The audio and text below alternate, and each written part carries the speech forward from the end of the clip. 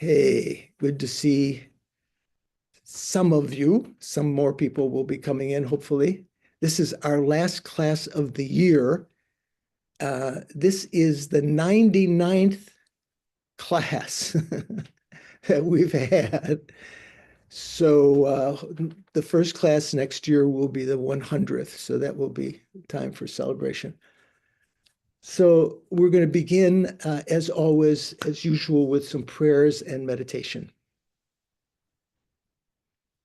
Get a little drink of water first.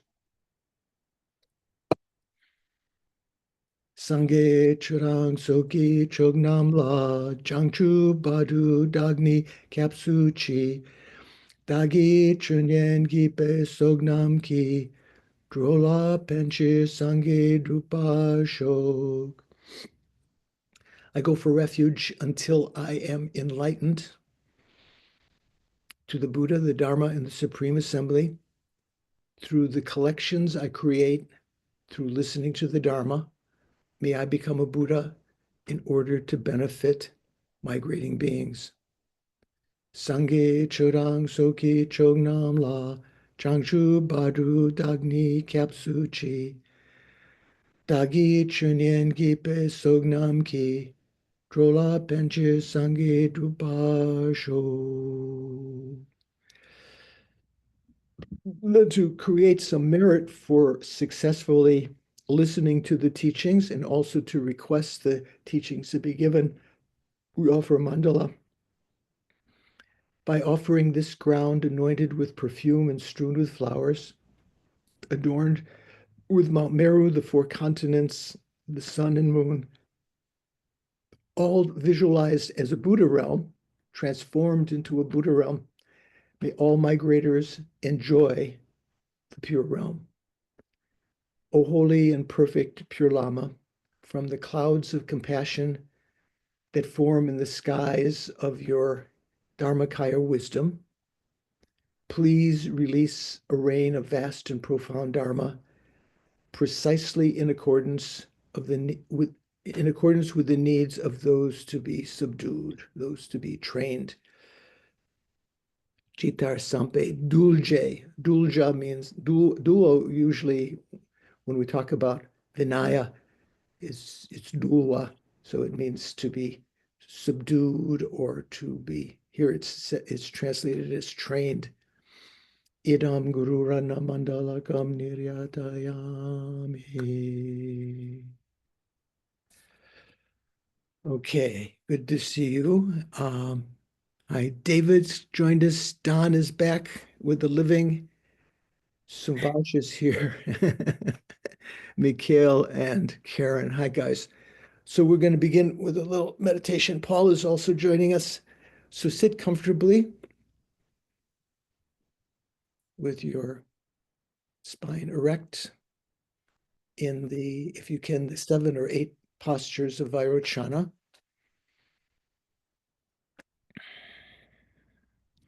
And recognize your breathing. Once you've become familiar with it, I think I've said in the past in error that once you've realized it that you can keep it in mindfulness. Mindfulness is a mental factor that just holds the mind to something which is familiar. You don't have to have realized it. For instance, you could be mindful of emptiness, even though you haven't realized emptiness, if you have a general understanding of it. So once you've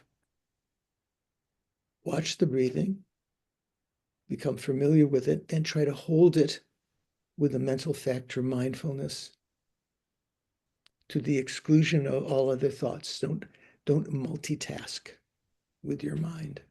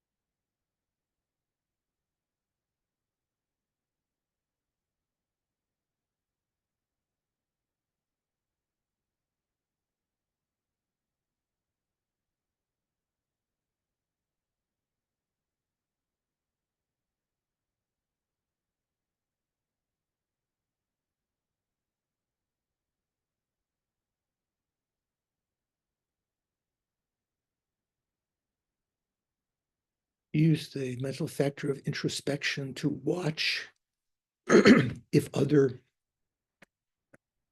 your mind is wandering, if other thoughts arise, keeping you from being mindful of the breathing. Gently take your attention away from those thoughts if that's the case, and invest that energy, that mental energy, into your mindfulness of the breathing.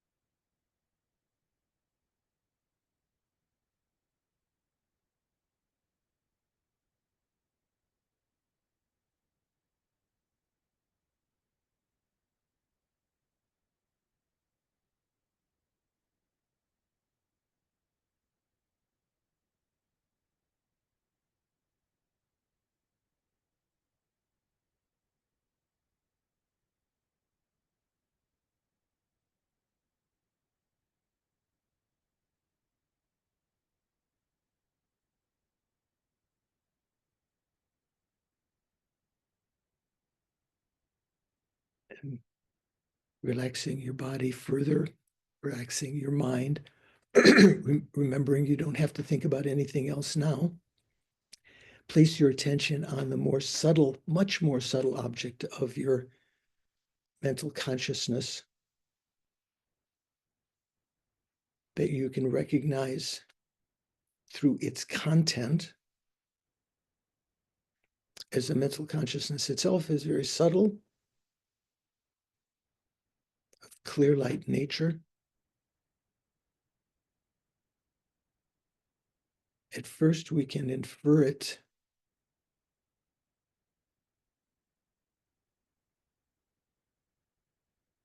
by noticing the content within the mind,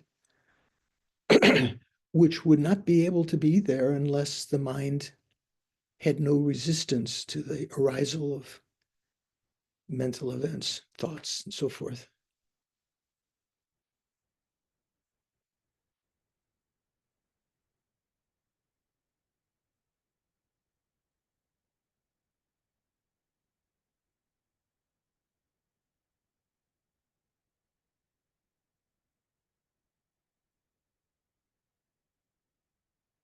This clear light nature of the mind is also called the developmental Buddha nature, that you can rejoice in observing. Whoa, I can develop good qualities that I don't have now. There's nothing that prevents their arisal other than my applying effort, perhaps purifying some negativities, accumulating some merit. There's nothing that prevents me from getting rid of my bad habits, my bad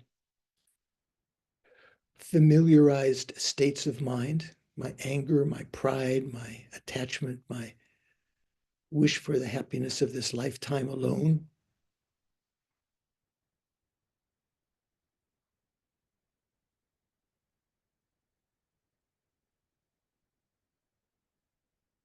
Sometimes you can spend a long period of time just contemplating this, just observing this and reveling, enjoying, feeling pleasure in this state of mind, knowing that we can develop these qualities.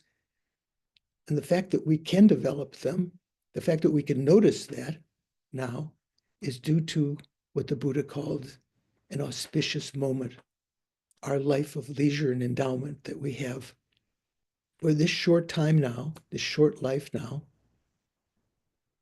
like a finger snap in the entirety of lives.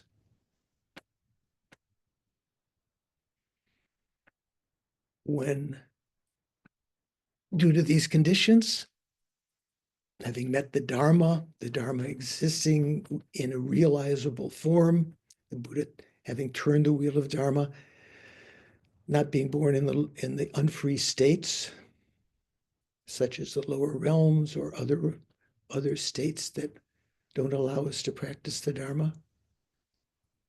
We have patrons, we have Sangha, we have ourselves some basic interest in following the path, some hope at least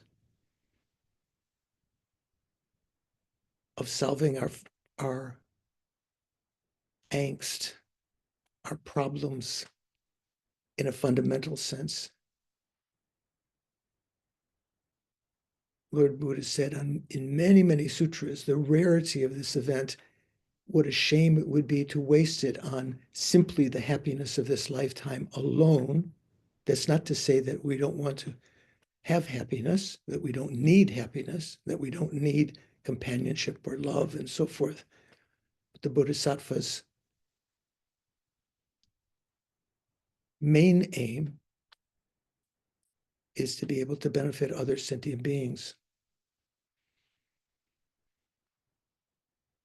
And as the Buddha said, we can use this life of leisure and endowment, this auspicious moment, to achieve the great aims of liberation or enlightenment, or at least to develop stages of the path toward liberation and enlightenment.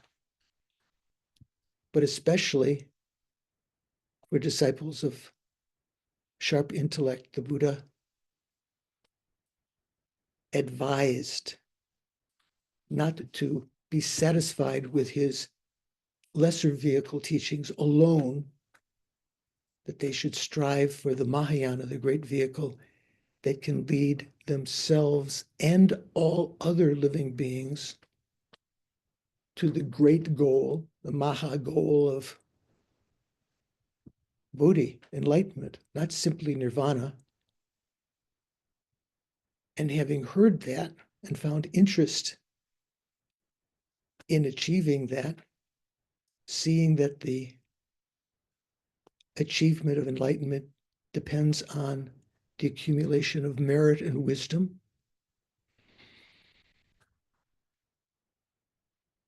dedicated for that goal, and recognizing that we know little about how to accumulate the collection of merit and wisdom, we look to the teachings of the Buddha, which were commented on by the great Mahayana pundit Nagarjuna and his commentators, Buddhapalita, Chandrakirti, Shantideva, and so forth, in periods of time closer to the Buddha than we are now. And then later, those commentaries elaborated on and explained by Lama Tsongkhapa in his Gompa Rapsal that we're studying, that explains how to develop how to accumulate the collections of merit, especially wisdom. So with the intention of achieving enlightenment for the benefit of mother sentient beings,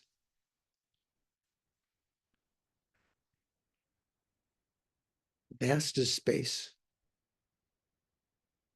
even beyond what our cosmological models now of this particular universe having a certain size, beyond that, other universes beyond that, beyond measure, sentient beings living in various realms, all of whom at one time or another have been our mother in a particular time and place, but not just once, numberless times, have been depthlessly kind,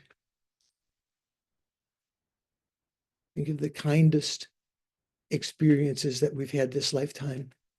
Our mothers have been kinder than that numberless times, given their lives for us, protected us, nurtured us, educated us, brought us pleasures.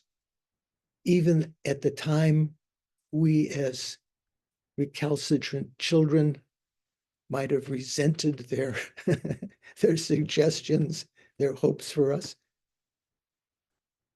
All of them have been depthlessly kind. To achieve enlightenment for their benefit, I'm going to participate in the class today, listening to the teachings, contemplating their meaning, seeing if there are contradictions, if they make sense, weighing them in our mind, and then finally meditating. That is to say, concentrating on the meanings that we've contemplated and found to be understandable, to be true, holding them in mind for some period of time. I'm going to participate in the teachings in order to achieve enlightenment for the sake of all mother sentient beings. See if you can produce a strong bodhicitta motivation, what we call contrived bodhicitta, because it's not yet spontaneous. That doesn't mean that it's just totally useless. Contrived is sort of imagination, but not yet spontaneous bodhicitta, that we have to use effort, bodhicitta with effort, as an impetus to color all of the actions of our participating in the class, to cause them to become virtuous by the force of that initial motivation. That's my goal.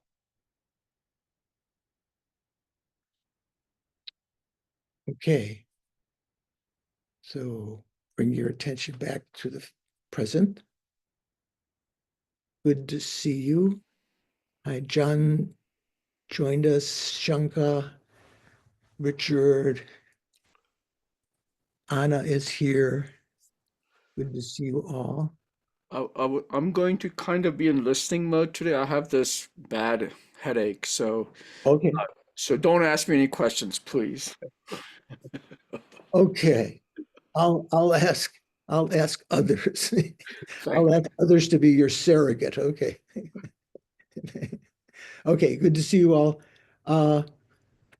So I'd like to first of all, Doris is going to post or has posted in the chat a PDF,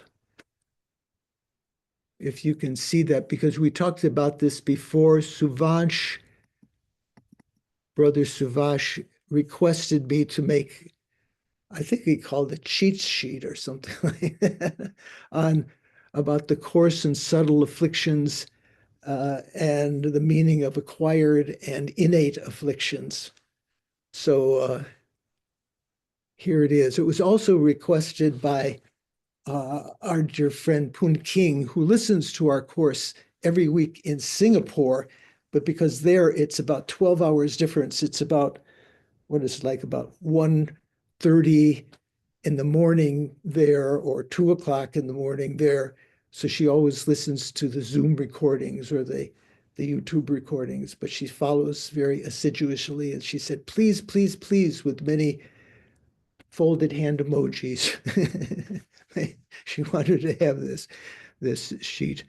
So this is a little bit of review for what we were talking about before. We were talking about in the context of our text, what were considered to be the coarse and subtle afflictions. And my thanks to my proofreader of renown, Doris Tatri, who corrected course. I'd written COURSE. And then she said, that's not the course that's meant here, besides other corrections she found. So when we talk about the coarse afflictions and the subtle afflictions, what we're referring to are afflictions that arise from the coarser form of grasping to a self-supporting, substantially existent person, let's say from the Prasangika point of view, or the afflictions that arise from grasping to inherent existence, the inherent existence of phenomena or the inherent existence of the conventional I. So you can read this and see about that. Generally, so let me ask a question. So because Shanka has asked for not to ask him any questions, I'll choose a surrogate. I was going to ask Shanka this. So, Richard, you'll be initial surrogate here. So the coarse afflictions, let's say coarse attachment, from this point of view, from the Prasangika point of view, would be attachment that arises from grasping to oneself as being self-supporting, substantially existent. Now, can that attachment be abandoned by the antidotes that the lower schools propose, such as meditating on the lack of a self-supporting, substantially existent person? Will that cause that attachment and the other afflictions similar to it to be abandoned? Well, I don't have a headache, but I'm not sure I can answer it. I think I think the answer is yes in terms of the course. It's the subtle that can't be really abandoned. Okay, so the subtle afflictions that arise from grasping to inherent existence cannot Right. be abandoned by the antidotes that abandon the gross afflictions. That's what you're saying. I But think, those yeah, gross afflictions can be abandoned by their particular antidotes, the lack of a realizing the emptiness of a self-supporting, substantially existent person. I believe so. I believe, Okay. yeah, I'm not sure. I'm not sure. Okay. Who would does anyone want to so Stephen is thinking about that. Nadine, I can never read her face completely. She's in the shade there. Does anyone would anyone like to debate with Richard about that? Paul, what do you think? Can the meditation on the lack of a self-supporting, substantially existent person, can that abandon the afflictions that arise because of grasping to a self-supporting, substantially existent person? I would think so. I tend to agree with Richard. Okay. Karen was saying I no. feel like I feel like you're waiting for someone to say no and explain why. Yeah, yeah. Well, Definitely a leading question. Karen, what do you think? I'm not sure it makes sense that you could. So initially I agreed, but I would say no, because you're still grasping to you still think the mind is real and inherent. And so from the lower schools, if you don't abandon that, you will still grasp to a self. Yeah, yeah. I'm not sure I got everything you said there, but I would agree. The answer is no. Uh, the the meditating from the point of view of the lower tenets, meditating on the lack of a self-supporting, substantially existent person is enough to abandon those afflictions and even achieve nirvana and so forth. But from the Prasangika point of view, although those afflictions do exist, you can't abandon them from the root so that they will never come back until you've realized emptiness, until you have, the antidote of realizing the lack of inherent existence, the lack of true existence. Yes, John, that's what I meant. that's what. But so maybe I probably, I guess I didn't understand how you framed the question. I thought that, so from the point of view of the lower schools, that meditating on the lack of a self-sufficient, substantially existent person would be is adequate to Right, from their point of view. from their point of view. Right. But let's say in reality, Oh, hey. from the point of view of Prasangika, Yes. uh, From the lower doesn't cut the mustard. Mhm. I don't know. Do Europeans know that expression, cut the mustard? I think I've asked before. I don't know the origin. That means it doesn't quite fit the bill. It doesn't. It doesn't do that. So that's something to keep in mind when we talk about the course and subtle afflictions. So at the end, I tried to be a little cheeky at the end, kind of like Lama Tsongkhapa and the great authors. They would write, I said, at the very end of this document, I wrote, much more could be said here, for instance, about the manner in which the coarse and subtle afflictions are subdued and abandoned, as well as other topics. But fearing too many words, I will stop here. It sounded like when Lama Tsongkhapa says something. So it is left for the student scholars to correct any mistakes in this document, elaborate on the above, and organize it for easy understanding. So maybe Stephen, if you see any corrections, using your great skills, you can organize that. Mikhail, what do you think? Is it so? I mean, that grasping that cannot be eliminated with the lower tenets antidotes, because it is an innate grasping, and innate grasping requires a meditative equipoise directly realizing emptiness. Yeah. Then? Yeah, I'm asking if that's the reason why lower tenets antidotes does not work. Well, there is an innate form. The lower tenets antidotes work to but not completely. subdue, like in the kind of colophon there, my cheeky thing, to subdue and abandon. So the antidote of meditating on the lack of a self-supporting, substantially existent person will really bring down the afflictions, as long as that realization is kept in mind. But it doesn't have the capacity to abandon the afflictions that arise from that. It doesn't have the ability. It doesn't have the ability to abandon grasping to a self-supporting, substantially existent person, simply meditating on the lack of a self-supporting existent person according to the methods of the lower tenets.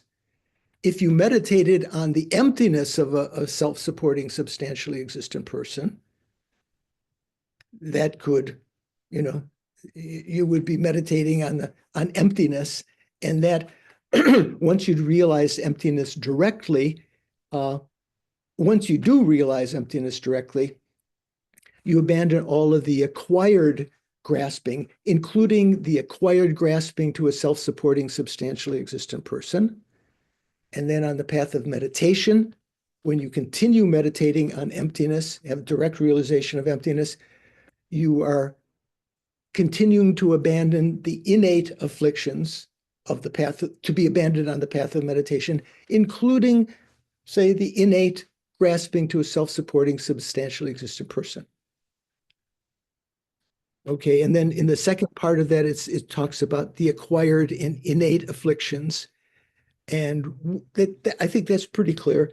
Acquired and innate afflictions are categories of afflictions that arise respectively from learning acquired in that very life, as opposed to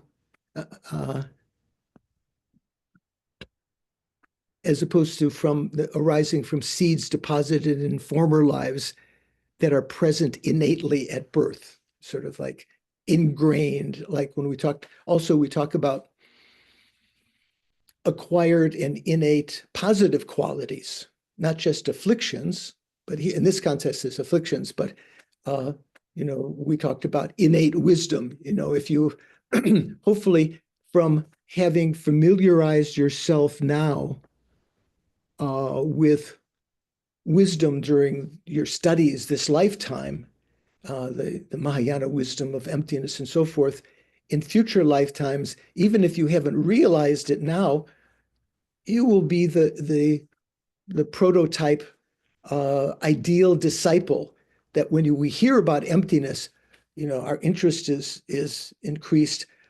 Maybe even our hairs stand on end and tears come to our eyes thinking, oh, this is it. This is what I've been looking for. That's a sign of having some kind of innate wisdom that has that we're experiencing in this lifetime. It comes at the time of birth without having to learn anything, and then we can embellish that with study that lifetime. Okay, so I just wanted to provide that for Suvash, who requested that, and to Pun King in Singapore, who will listen to this later. So there we go. Okay, so how are we doing? Any questions about the material in our Gompa Rapsal that we've been finishing up? How are we doing? No one has any? Rachel, you have any questions? You okay? Yeah. I have a question, George. Okay, Rachel's first, though. I think she was about to. Oh, Maybe no, not. Oh, okay, I'm okay. totally confused, so I don't want to say anything. Thank you. Oh, no. Okay. No, my brain isn't quite, I have to wait. It's not Okay, engaged yet. I'm you- confused by what we just were talking about. I had it last week. No problems. Well, No. take a look at the document again and discuss with Harry. Harry, he'll be able to clarify for you. I have the perfect tutor. Thank you. Yes, yes. So, Sean, you had a question. So the subtle stains that are eliminated, or the obscurations to knowledge, can those ever be the cause of the afflictions to arise again, or once the afflictions have been eliminated, they're gone for good? So the obstructions to omniscience include stains of the afflictions. But those stains are what we call bakcha, imprints of the delusions. They are different than the seeds, the sabon. What is sabon in Sanskrit? Is it bija or Bija, yeah. bija? Oh, and bakcha, the imprints. Do either of you know what that is? Vasana. That's Oh, awesome. vasana, right, vasana. So the imprints of the delusions, because we've had the delusions since beginningless time, they've not only, their presence not only revivifies their seeds so that they are easily arisen again when the right conditions arise. Say we don't have anger now, but because we have the seed of anger in our mind or the seed of attachment, that can easily arise from those, the seeds of anger or attachment and so forth. But the presence of anger in our mind also leaves an imprint in the consciousness, which is categorized as an obstruction to omniscience. And that prevents us, that among other things, that prevents us from seeing the ultimate truth and the conventional truth of phenomena simultaneously, among other things. So excuse me, having said that, Sean, does that answer your question, or is your question a little different than that? Well, I'm just wondering if those subtle stains that are remaining have the ability to cause the seeds to form again. No, Okay. no, they don't. So once you've abandoned the afflictions and their seeds, that would be through the path of meditation of the Bodhisattva's path, or the hearers or solitary realizers path on the way to nirvana, liberation for the arhats, and on the way to the pure grounds for the bodhisattvas. Once you've reached that stage where the seeds are abandoned, the imprints are still there, but those imprints do not have the capacity to create new seeds. I think that's now it's clear. That's your question. Yeah. That's what I thought, but I was just Okay. Okay. So I'd mentioned last time we were just going to start here. The wrong place, I think. So, how the merely conventional appears or does not appear to the three individuals. This is on page 250 in Jeffrey's text. What page is it in the written 244. 244 in Jimpa's text, 250 in Jeffrey Hopkins' text. So, how the merely conventional appears or does not appear to the three individuals, or as Jeffrey translates that heading, ways in which mere conventionalities do and do not appear to the three types of persons, or as Jimpa says, to the three individuals. Who are we talking about here? This is easily remembered, right? Anna, who are the three individuals we're talking about here? Thank you, Venerable. Are we talking about the Shravakas, the Pratika Buddhas, and the Bodhisattvas? That's not delineated enough. There are bodhisattvas on the path of accumulation. There are hearers and solitary realizers at different stages. Who are these three individuals? You're close, you're getting there. They are the Shravaka and Pratika Buddha arhats, and the bodhisattvas on what level? On the pure grounds. There you go. Okay, right. So those are referred to in this context as, quote, the three individuals, the three persons. So for them, remember, they have abandoned all of the afflictions, but they still have the imprints of the afflictions and the other obstructions to omniscience. The arhats themselves do not strive to eliminate those obstructions to omniscience. They're happy to coast on and pass away into nirvana. But the bodhisattvas on the pure grounds strive then on the pure grounds to eliminate those obstructions to omniscience. So that's the context of where we are. So Jimpa's text his translation reads, entities, though not possessing intrinsic existence, so the entities of things, although they don't have intrinsic existence, inherent existence, they appear to childish, ordinary beings to do so. Okay, phrasing like that comes in many, many contexts. Although they're actually empty of inherent existence, they appear to be inherently existent. Here it specifies to childish, ordinary beings. Jeffrey just says they appear to childish beings to be inherently existent. So chipa is a word that comes many times. I can't remember. What's the Sanskrit for chipa, for childish or naive? Maybe we could translate naive beings. Childish almost sounds like that means they're actually children. It means people who are childlike or naive to the way of ultimate truth. So it appears to ordinary beings who are kind of naive to have intrinsic existence. And through this, they deceive beings. Jeffrey translates that. Furthermore, these things, whereas they do not inherently exist, appear to childish beings to inherently exist, thereby deceiving them. Now, I have a question. It says they appear to childish beings to inherently exist. Don't they appear to the bodhisattvas on the pure grounds and to the arhats to be inherently existent? Mikhail? Yeah, I think so. The appearance is there until Buddhahood. So why did Lama Tsongkhapa say, what's the crucial word in that sentence? It says they appear to childish beings to inherently exist, thereby deceiving them. Thereby deceiving them. Yeah.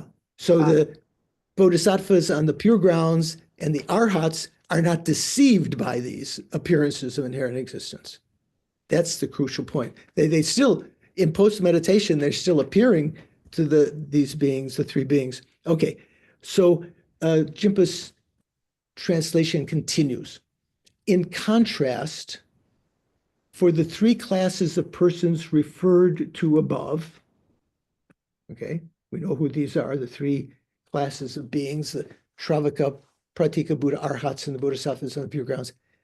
In contrast, for the three classes of persons referred to above, who are different from these ordinary childish beings, things remain contrived entities that are dependently originated. So how was it for the ordinary beings? They appear to be intrinsically existent, and they grasped to that as intrinsically existent, inherently existent, truly existent. They all have the same meaning for Prasangika. And they consider them to be true because they're truly existent. But for these three classes of beings, things remain contrived entities that are dependently originated. That doesn't immediately resonate in my mind. Let's see. Jeffrey's translation says, now on page 251 in the very first line, however, to the three types of persons described earlier, who are other than them, other than childish beings, these things become mere conventionalities instead of saying, what did Jimpa say? Remain contrived. They become, Jeffrey says, things become mere conventionalities due to being just dependent arisings of fabricated things and do not become truths. Jimpa says, for these beings who are different from the childish, things remain contrived entities that are dependently originated. For them, they exist as mere conventionalities, not truly existent.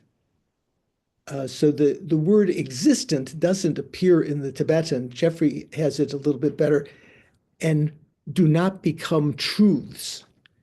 They are not for these three types of beings. What appears to them in post-meditation are considered to be mere conventionalities. They're not convention. They do know them as conventional truths, but that's not their main thing. They see them as mere conventionalities due to the fact that they are merely dependent arisings of fabricated things. And do not become truths and are not true. They are not truths for those beings. Okay, we okay so far? Then Jimpa's translation continues, and these merely conventional entities, he has in brackets merely conventional, and these merely conventional entities appear to the Aryas abiding in the stages subsequent to meditative equipoise, stages where one remains within the sphere of perceptual experience, tainted by ignorance and its habitual propensities. It doesn't always appear to my mind clearly what's Jimpa saying. It's there. Let's say again, and these merely conventional entities that are appearing to the three beings appear to the Aryas abiding in the stages subsequent to meditative equipoise, stages where one remains within the sphere of perceptual experience, tainted by ignorance and its habitual propensities. Okay, let's see how Jeffrey, it still doesn't resonate in my mind completely. Jeffrey translates that where, moreover, on page 251, because those three types of beings partake of the mere non-afflictive ignorance. This is coming in Jimpa's translation at the end of that paragraph. I didn't translate it yet. Because those three types of beings partake of the mere non-afflictive ignorance that has the character of being an obstruction to omniscience. What does that mean, non-afflictive ignorance? Nadine, do you remember? Or do you know? Non-afflicted ignorance refers to the imprints of the afflictions on the pure grounds. Yeah, well, even at other times, not just on the pure grounds, but it's the imprints of the afflictions. So, which is an obstruction to omniscience, like we were saying when we were talking with Sean about his question. So that's a term that's used in contradistinction to afflictive ignorance. What is afflictive ignorance? Don, do you know what afflictive ignorance is? I'm not sure right now, George. How about if I said it was an ignorance which was an affliction, a klesha, as opposed to an ignorance which was not a klesha, or a delusion or affliction. So generally, ignorance is one of the afflictions, right? One of the klesha, one of the delusions, the 6 root delusions, the 6 root afflictions. Ignorance is one of them, right? Right? And one of them also is in one of the afflictions is called, the 6 root afflictions is called afflicted views. And the first of those is called the view of the transitory collection. We've already seen Lama Tsongkhapa considers that to be ignorance. Not only Lama Tsongkhapa, but Chandrakirti and Nagarjuna consider that to be an instance of ignorance, afflictive ignorance. The afflictions, the word afflicted here means in the category of afflictions. So that is what is abandoned by meditating on emptiness, by having direct realization of emptiness. Afflicted ignorance and the afflicted, the other afflictions besides ignorance are all abandoned by direct realization of emptiness. So using a different terminology to separate from the afflictive ignorance, or just ignorance that we usually say, we talk about non-afflictive ignorance. So that's the imprints of ignorance on the mind that those, what do we say, vasana, those bakchak, those imprints on the mind or latencies on the mind that are not really ignorance, and they can't cause ignorance to increase or to appear again, just as Sean had been asking, can those imprints cause the afflictions to arise again? Can't cause it to arise again, but it can be called non-afflictive ignorance. So Jeffrey had translated word, moreover, because those 3 types of beings partake of the mere non-afflictive ignorance, they experience that non-afflictive ignorance. That means the imprints of ignorance on their consciousness that has the character of being an obstruction to omniscience. That's clear, right? These mere conventionalities, he has in brackets, appear to superiors abiding in subsequent realization.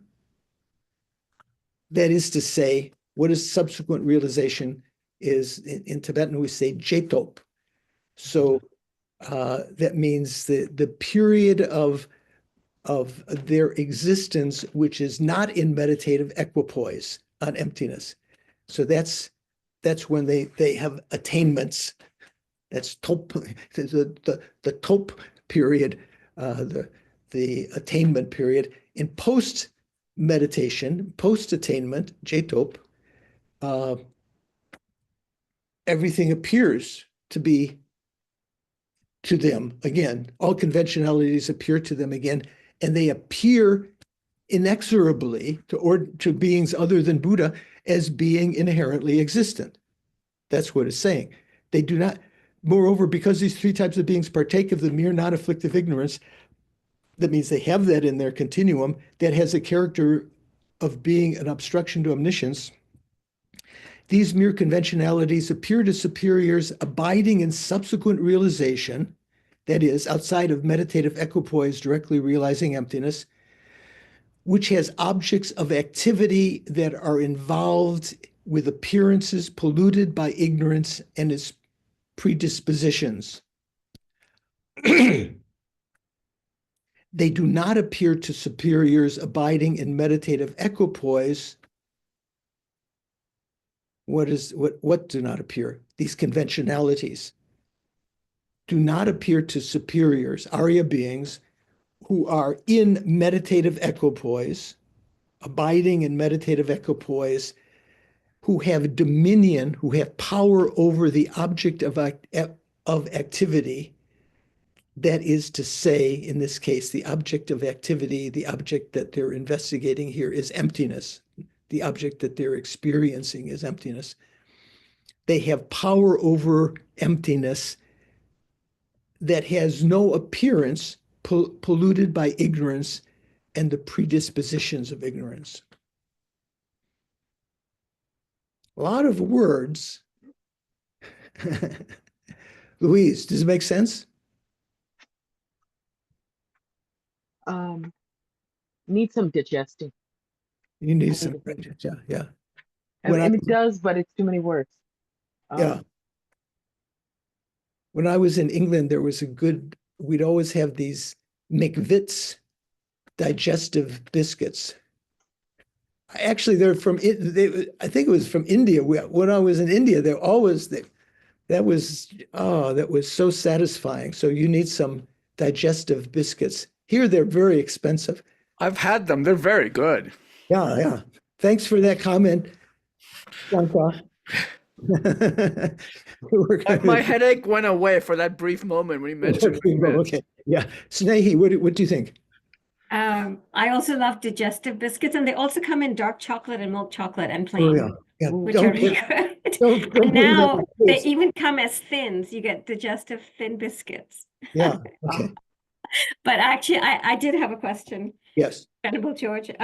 So in that little paragraph that you read, which starts with now the habitual propensity, the second sentence where it says, and that habitual propensities towards attachment, aversion, and so on exists is indicated by their corresponding physical and verbal actions, which are also their causes. And I was a little confused by that because I thought, for on the pure grounds, even though all the three beings are not deceived by appearances, they also don't create karma.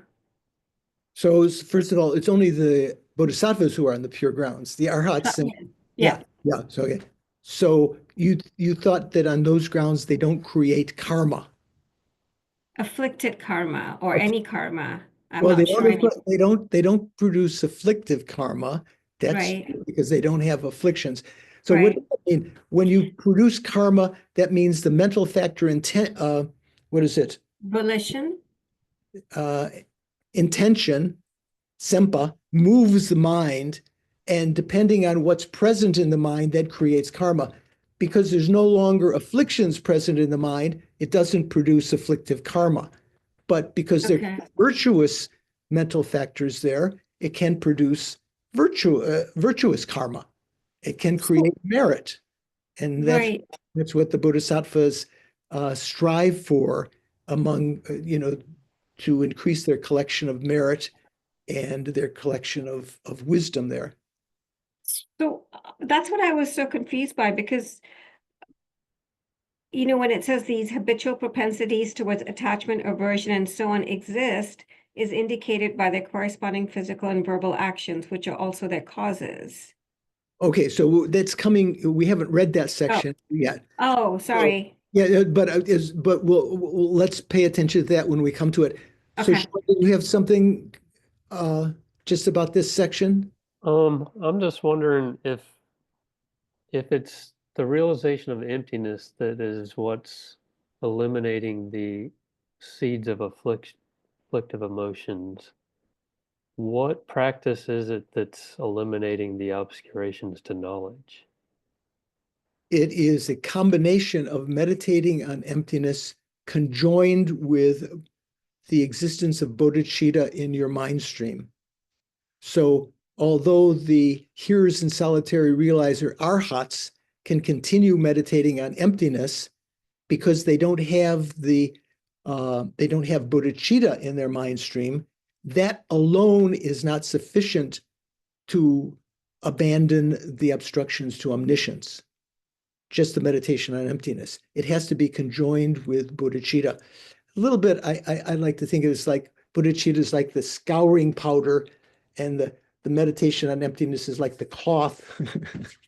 So that the cloth alone maybe can get rid of the obstructions, but without the addition of the bodhicitta, it can't get rid of those deep stains in the mind, the obstructions to omniscience. Okay. Thank you. Okay, so let's we're in the middle of this long paragraph, and what Snehi was referring to is coming at either at the middle or the end of this paragraph or the next paragraph. So let's continue. In Jimpa's translation, we'd already read this, and these merely conventional entities appear to the Aryas abiding in the stages subsequent to meditative equipoises. That is to say, stages where one remains within the sphere of perceptual experience tainted by ignorance and its habitual propensities.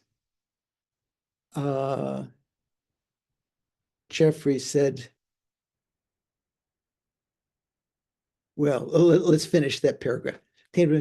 This is because they possess a form of ignorance that is not afflicted. So this is, we could say in a certain sense, this kind of merely labeled ignorance. The obstructions, the imprints of ignorance and so forth are not actually ignorance in the sense that we usually mean klesha. They are not afflictions. So the imprints of ignorance and so forth are called what is it called? A non-afflicted ignorance, because they're not afflictions, but they're not really ignorance in the usual sense of what we mean the word to be. This is because they possess a form of ignorance that is not afflicted, but is characterized as an obstruction to knowledge, obstruction to omniscience. In contrast, the entities do not appear at all to Aryas who are abiding in meditative equipoise, for or because they are devoid of dualistic perceptions. So you might hear is talking about all the Aryas, whereas earlier is talking about the three types of Aryas or three types of beings. You know, the Arya Bodhisattvas on the pure grounds and the hearers and solitary realizer, Arhats. Are Arhats also Aryas, Stephen? Yes, they are, Venerable George. They've had a direct perception of emptiness. Are Aryas necessarily Arhats? No. No, right? So there's different meaning, right? Different stages of evolution there. So it seems to be saying something that's up till here is nothing new. Let me read how Jeffrey takes this. They do not appear, these objects do not appear to superiors abiding in meditative equipoise, on emptiness, it means, because they will appear to other if they have a meditative equipoise on what? Impermanence, or meditative equipoise on repulsiveness or something like that, there still is a mental image. They won't have, or they will still have what will be appearing to their mind is still a conventionality. It's only when you have a meditative equipoise on emptiness that conventionalities do not appear to your mind. They do not appear to superiors abiding in meditative equipoise who have dominion over the subject, the object of activity, that is to say, emptiness. That meditative equipoise that has no appearance, and then he qualifies that meaning no appearance, polluted by ignorance and the predispositions of ignorance. Why does he have to say, why does he have to put that in brackets? Paul, do you have any idea?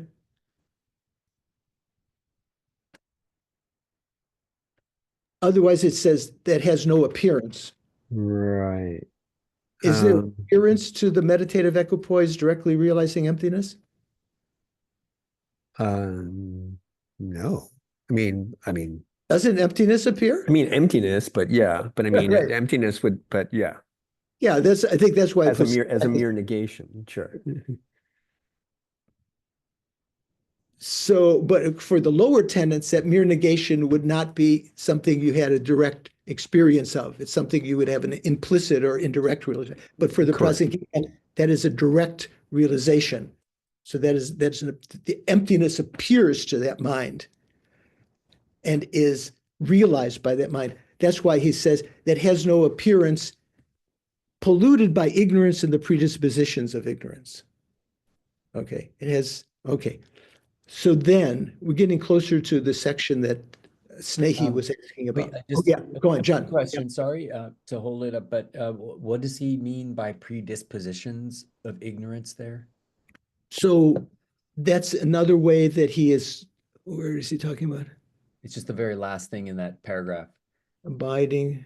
Has no appearance, polluted by ignorance and the predispositions of ignorance. Oh, okay, so we're going from one to another. So predisposition is another way of translating bhakcha. Oh, bhakcha, okay. Imprints. Imprints. And Jimpa translates it as what? Habitual propensity. Propensities, gotcha. And in other contexts, we would just translate it as imprints, as opposed to seeds. Okay. Right. Okay. Snehi, do you have a question about this section? No, I was just going to say, Venerable George, before diving in, do you think it's a good place for you to stretch your legs? No, let's continue a little bit further. Thank you for reminding me, though. Maybe do you need to stretch your legs? Not only me, everyone else can stretch. Okay, so let's continue. Jimpa's text continues. There's a question, and he has it in quotes. It's kind of like one of these things where in the Tibetan text they say shena.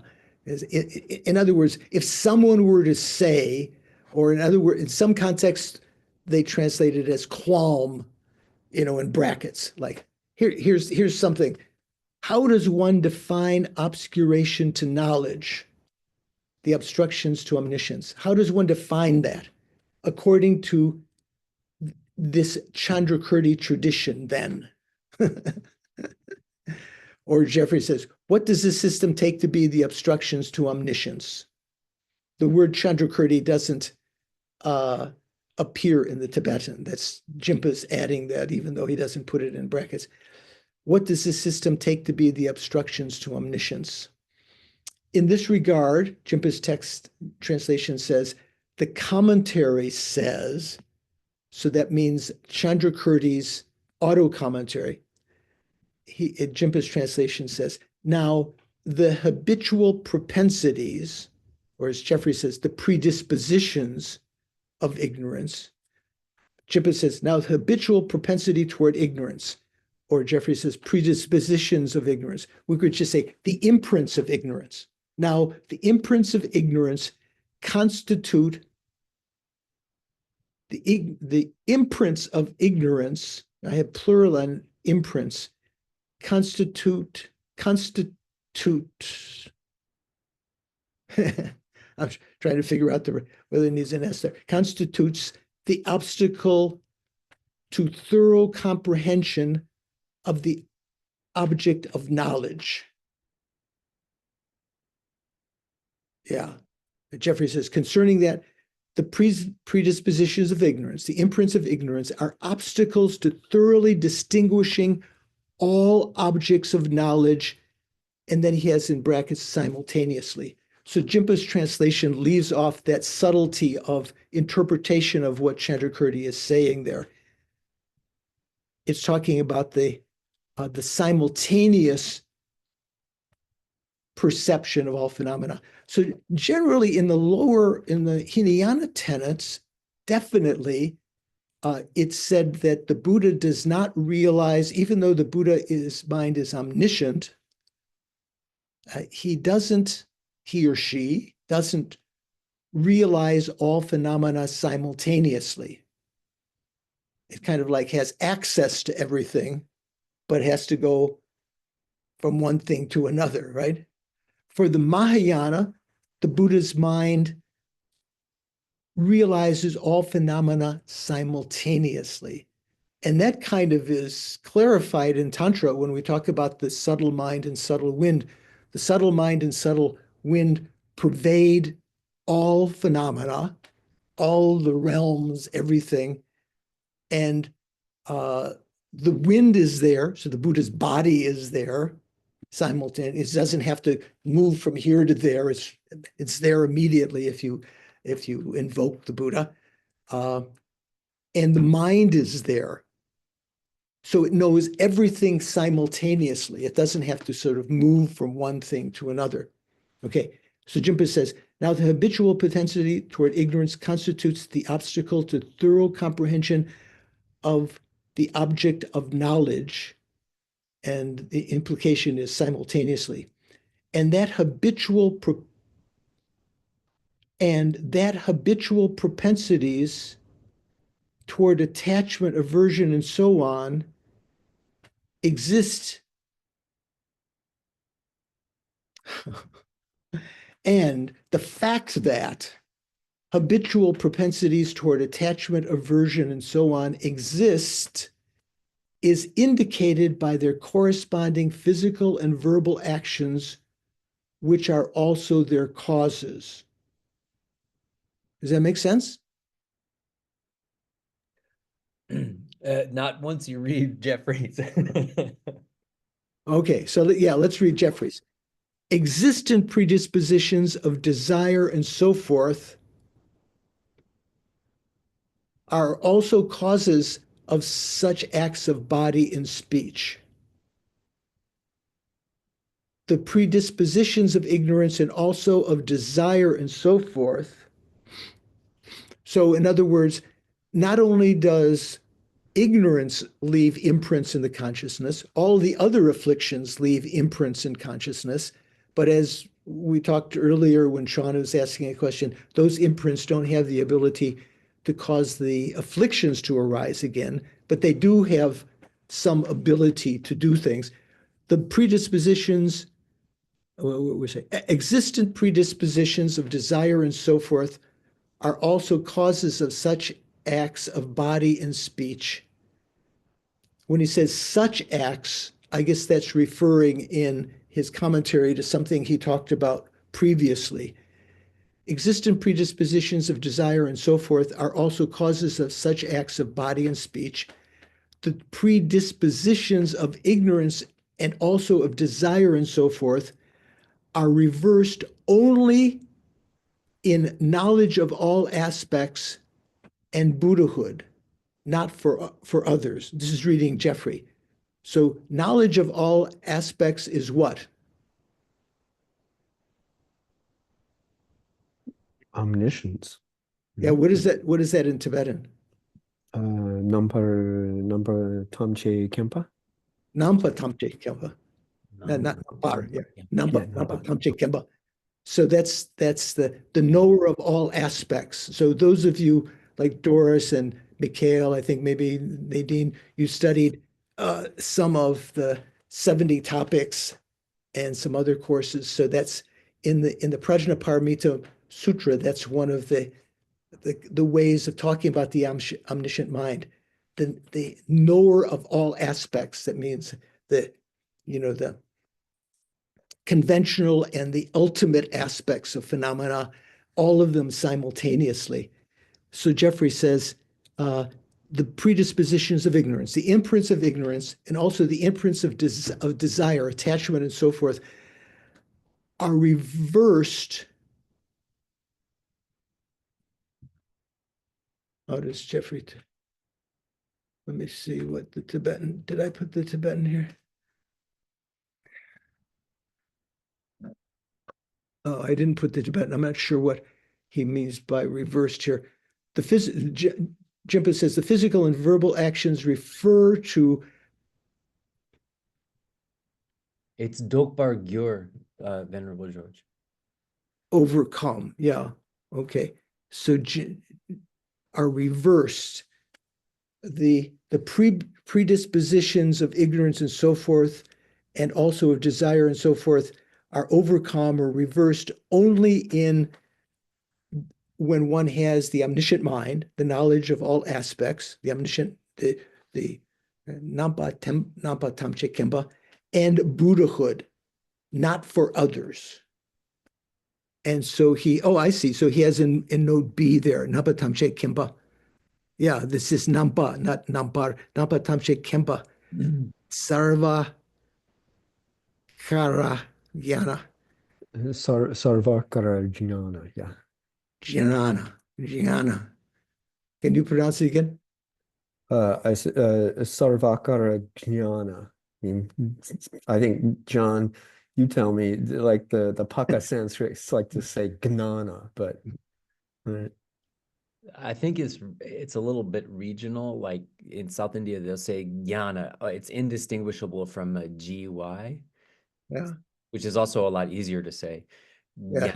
Yeah. Yeah. So that JN with an umlaut over it, that combination of letters is very difficult. As John said, it's usually regional. That's why the Tibetans had their own pronunciation of it.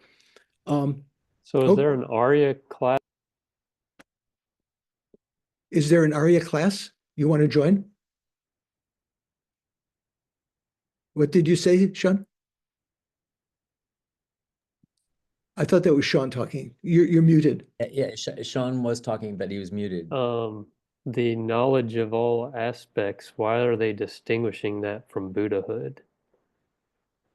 So is Buddhahood the knowledge of all aspects? I mean, I would think the Buddha Buddhahood would is have the knowledge state. Buddhahood is a state of having achieved the knowledge of all aspects, among other things. But knowledge of all aspects is not Buddhahood itself. They're conceptually distinct. But is there any bodhisattva that has knowledge of all aspects, or is it only Buddhas? Only Buddhas.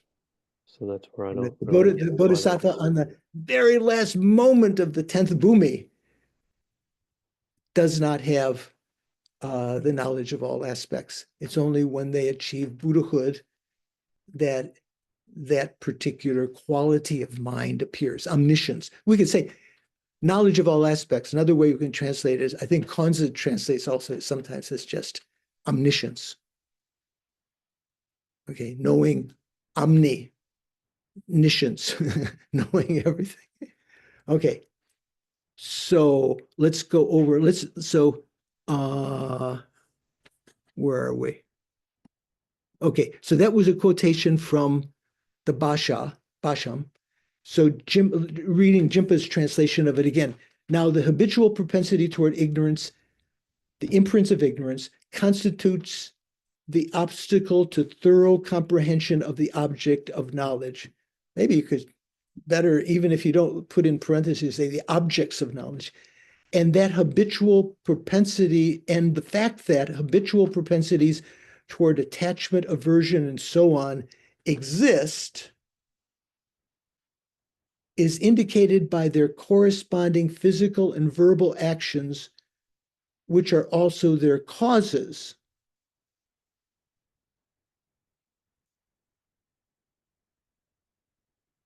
These habitual propensities toward ignorance, these imprints of ignorance, attachment, and so on, cease for the omniscient and the Buddhas alone, not for others. You could say the omniscient mind, because this is Nampatamche Kempa. So Kempa is honorific of mind, the Buddha's way of understanding. So what is this talking about? So reading Jinpa's translation of Lama Tsong Khapa, Lama Tsong Khapa is now explaining that paragraph from the Basham. So it's talking about these actions of body, speech, and mind. Up till now, it's not clear what's being talked about, unless you were following in Chandrakirti's Basham, he referred to these actions previously. Jinpa's translation says, the physical and verbal actions here refer to such behaviors as those behaviors that are present even in an arhat, even in arhats, behaviors such as jumping around like a monkey. That is not something I notice so much. What do you notice? Sometimes I see these little teeny miniature dogs, some jumping around, Of course, monkeys jump around, but I don't have a mental image of humans jumping around like monkeys. Can you think of any situation? Isn't that the thing called the assumption of negative states, George? Yeah. But Yeah, I'm saying, He did it. yeah. At the gym. Yeah, but it's sort of maybe it's just like when you have some kind of I think I But remember here's- I remember there was a geshe who explained it. He said it's like if you're walking by a field and there's a yak and the yak sees you and goes like this, and you turn and you just go like this back at them. that could be what it's like, yeah. But here it says the physical and verbal actions here refer to such behaviors as those present even in arhats, such as jumping around like a monkey or calling someone a lowly commoner. Now, Jeffrey's translation says, if you've read that, the acts of body and speech to which Chandrakirti refers are assumptions of bad states of body and speech and mind. So that's what they're technically called, that these are results of indication that you have obstructions to omniscience, the presence of these unseemly actions, the assumptions of bad states of body and speech. So body means like jumping around. Speech means, and speech that exists in foe destroyers, such as uncontrollably jumping like a monkey, and so that's body, assumption of bad states of body, and calling another a bitch. Jeffrey doesn't mince words. So, and so in his note C there, he says mangmo. That's the Tibetan word that Jinpa translated as calling someone lowly commoner. That doesn't sound like too much of an insult, right? Lowly commoner. It also, the whole thing sounds involuntary, like someone with Tourette's, honestly. Yeah, right. Maybe Tourette's might be an example of that. Yeah. That's not, Tourette's perhaps is not an indication of obstructions to omniscience, but those kind of motions. That's a physical. And then the verbal is like saying things, calling someone. In this case, I think Jeffrey's works is more startling, right? Calling someone a bitch. Perhaps for different spelling of mangmo, D, so Dao, so a prefix Dao, magasan mangmo, which means woman of low caste. So that's why I think he's taking bitch. Okay, now we're getting to to Snehi's question. So Snehi, what do you think? Is this the section that you were talking about? Yeah, and that actually the paragraph explains what I was asking. Okay. But I guess my confusion is still like, because this is supposed to be, in the minds of beings who have non-afflictive ignorance, and they still have these latent propensities or imprints. So they're saying, so even if you were to call someone a lowly commoner or, say things that are prescribed by the Buddha, it still wouldn't generate any afflictive karma. Because Right. but in a Right. way, it's like I don't know. I'll think about it some more. Yeah. You can do anything you want? No. These are actions that come about due to the propensities, not because of some contriving mind. Of course, people at this point are not going to have that kind of ulterior motive to kind of sneak in an insult or snarky comment because they're already arhats or Exactly. they're bodhisattvas on the pure grounds. Yeah. Okay, so what this is talking about, these actions themselves of body and speech. So when we talk about, how did Jeffrey translate here? Assumptions of bad states of body and speech. There are also assumptions of bad states. Are there assumptions of bad states of mind? Have you ever run across that, Mikhail? Sorry, no. Paul, what do you think? I would think not, simply because, right, yeah, their state of mind is not one that's negative, so there wouldn't be a negative state. Yeah, you'd think, unless there's some strange thought comes to the mind at that point or something. Well, Okay, unless you had clairvoyance, you wouldn't notice it anyway. right. You wouldn't notice it, right? So these are these are indications, excuse me, as John is pointing out there, to others that you have that or not only to others or to yourself, that there are obstructions to omniscience in the mind stream. Okay, so the physical and verbal actions, Jimpa's translation here, refer to behaviors such as those present even in arhats, in arhats, such as jumping around like a monkey or calling someone a lowly commoner. Physical and verbal deportment proscribed by the Buddha that they still have not curtailed. Proscribed means what? Forbidden. Prohibited. Prohibited, yeah. Doris is usually, when I have difficulty with words, I message. It's sort of like, so in the medical profession, you prescribe medicine. And what kind of, where would the word proscribe come, Doris? When you would prescribe certain, you don't eat garlic, don't do this.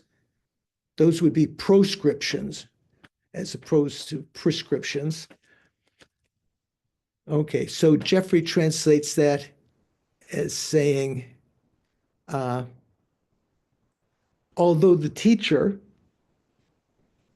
that is to say, the Buddha, prohibited such, they have not been overcome. So who have not overcome them? Certainly Buddha has overcome them, but the bodhisattvas on the pure grounds and the Hinayana arhats and so forth have not overcome them. They might manifest even in below that also. People, some of their actions might be, these assumption of bad states, but they're evident in the arhats and in the bodhisattvas on the pure grounds because they've eliminated all of the afflictions. So these actions sort of stand out. So then he continues, also, so where is also? That's in the quotation, right? If you look in the quotation, where does that come in Jimpa's translation?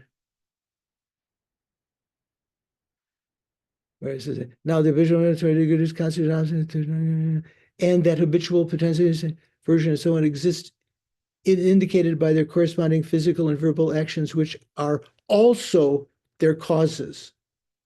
Also their causes.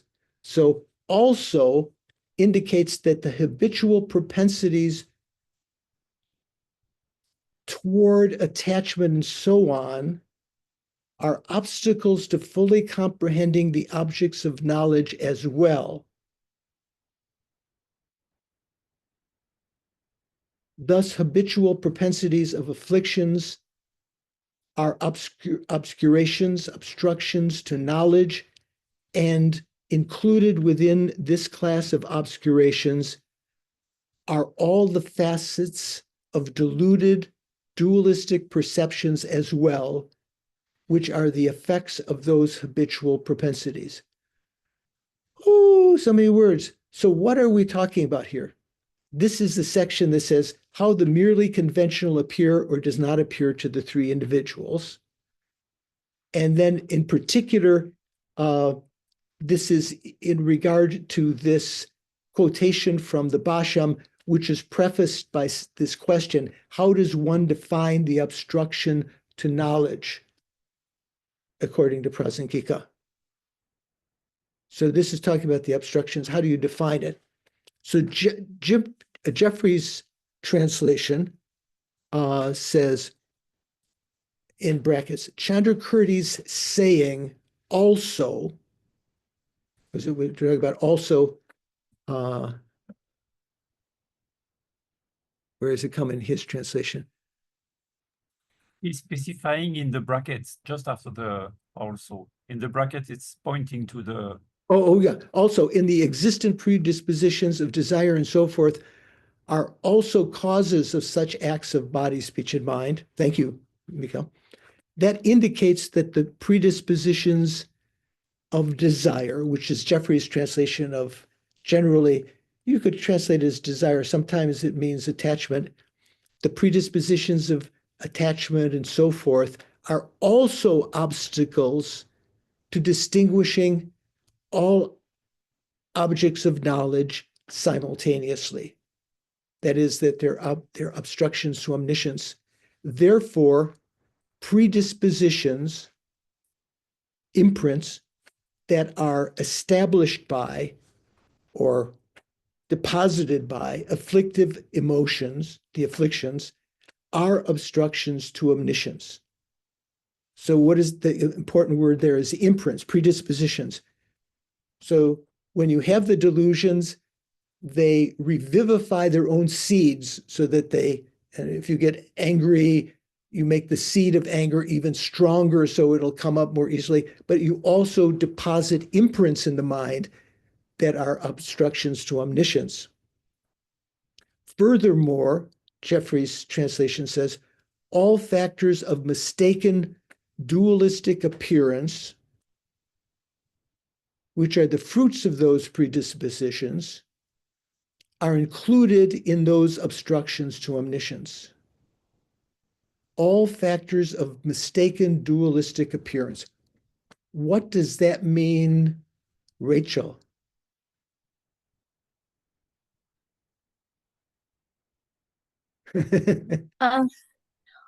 All factors of mistaken appearance. Dualistic appearance. Of dualistic appearance. Doesn't that say that? So anything that's not just the full on direct realization of emptiness, right?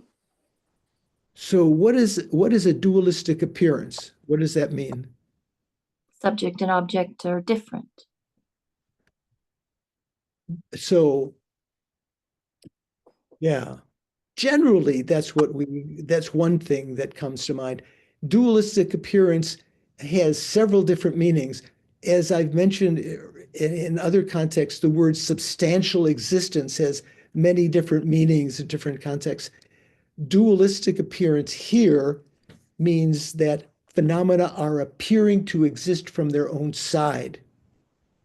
It doesn't mean that there is a dichotomy of subject and object, the perceiver and the object. It means that phenomena are appearing to exist from their own sides. So when it's talking about all factors of mistaken dualistic appearance, How does Chimpa translate that? The class of obscurations, all the facets of deluded dualistic perceptions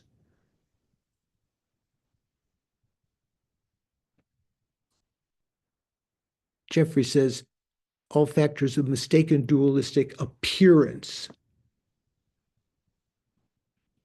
So the actual text says, de debu ni nang chul. So it's a dualistic appearance. Nang nulpe cha tamche kyang der duao.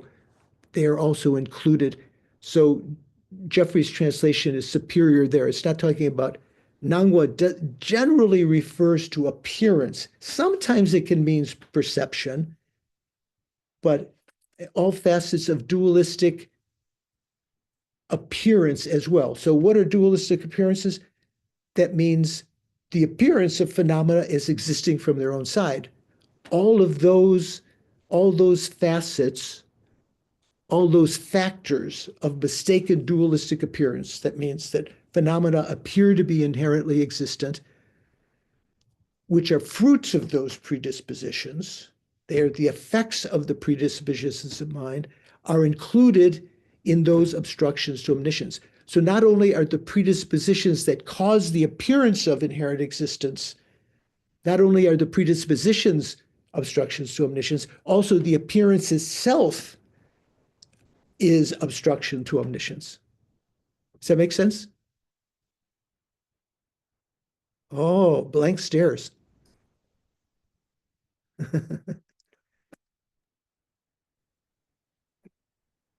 David, is it making any sense? You lost? It seemed to make sense. Maybe when you explained it deeper, then I lost it. So probably didn't make sense, right? No, I was going to say it would seem like so the predispositions of those afflicted emotions. So if you see something and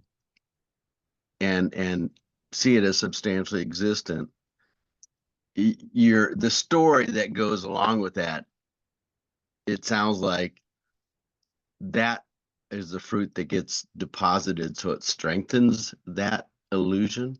I'm just shooting it at the hip here, but I'm trying to explain my perception of it. I apologize.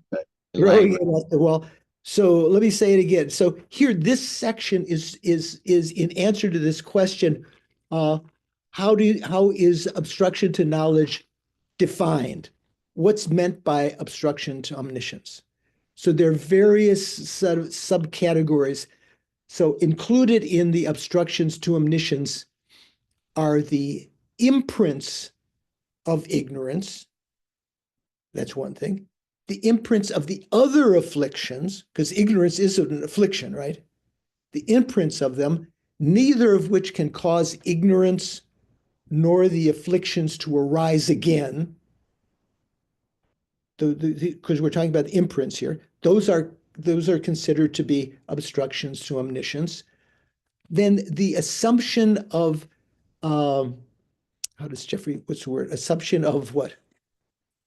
Bad states. I think it says assumption of bad states, I think is what Bad Jeffrey states. says. Assumption of bad states, improper states of body and speech are also indicative of obstructions to omniscience. They themselves, are those themselves called obstructions to omniscience?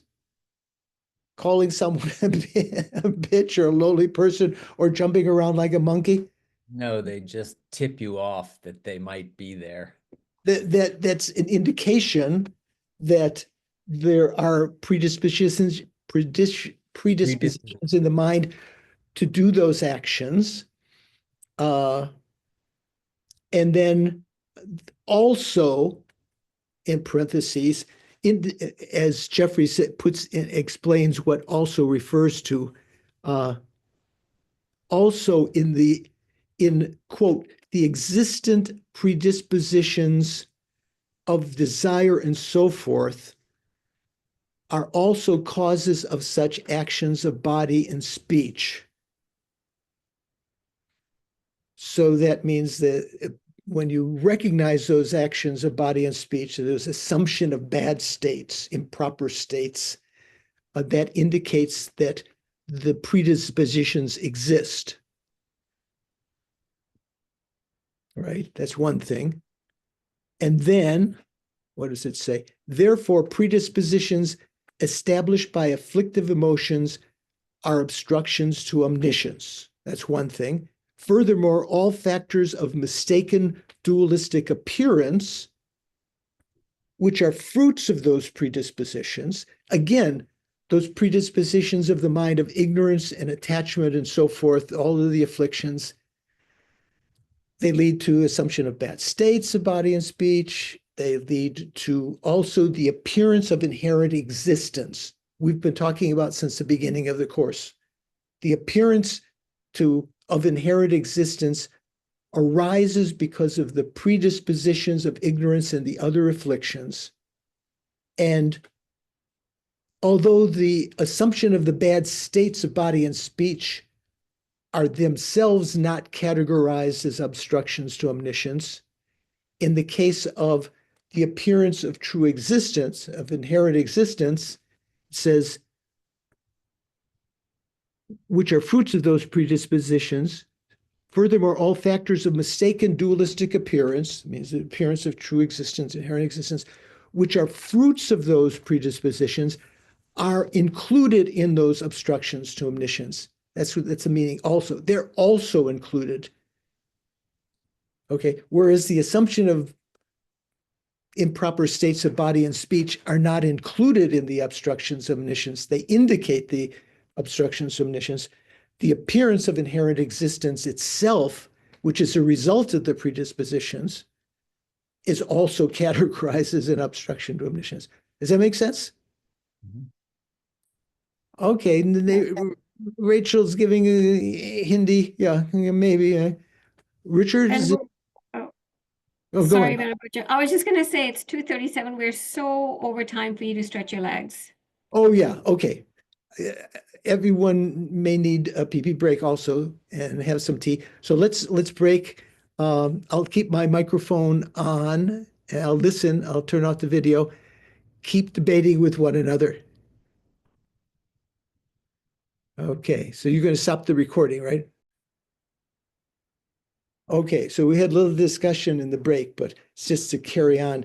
So in the difference between self-grasping and self-cherishing, we all know.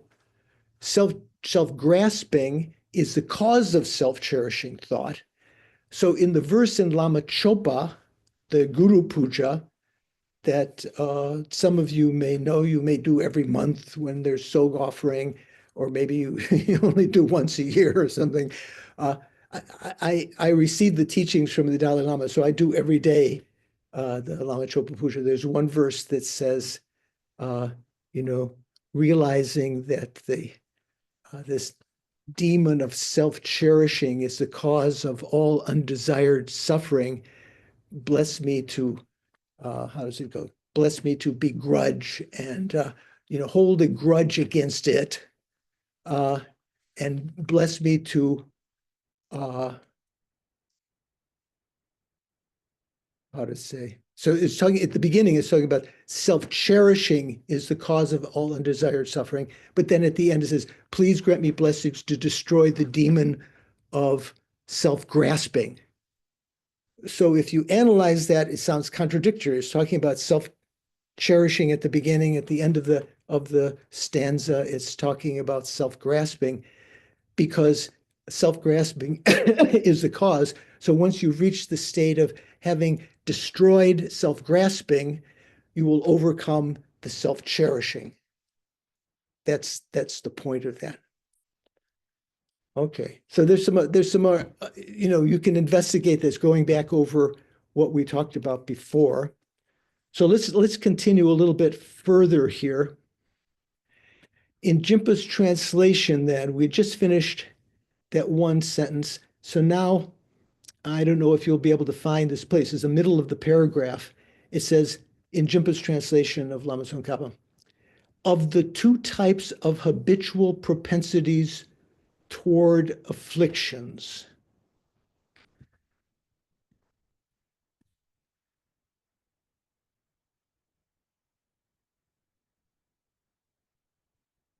what is saying toward afflictions? I'm not sure. Of the two types of habitual propensities toward afflictions, one in the form of a seed of the afflictions, and the other not in the form of a seed, it is the latter that is understood to constitute the obstruction to knowledge. Of the two types of habitual propensities. So Jeffrey translates it differently. Among the seeds, and then he has in parentheses, established by. So that's important. Jimpa, the way he translates it, the two types of habitual propensities toward afflictions. Jeffrey is saying, among the seeds established by afflictions, there are two types. Among the seeds. So the word seed, usually sabon, generally, like when we talk about the seed of the delusion, that can have a larger meaning. It can also include the imprints of the delusions. So among the seeds established by the afflictions, there are two types. Those deposited as predispositions for the afflictive emotions themselves, those are going to be the seeds, right? You have a predisposition or tendency to give rise to that delusion again. That's the seed of the delusion, seed of the affliction. And secondly, predispositions that are not seeds of the afflictive emotions. So they're not, they don't, like the obstructions to omniscience don't give rise to the afflictions themselves again. They're not seeds in that way. From between these two, Jeffrey says, those assigned as obstructions to omniscience are the latter. It's not saying anything new. Maybe it gets a little bit confusing. Does that make sense?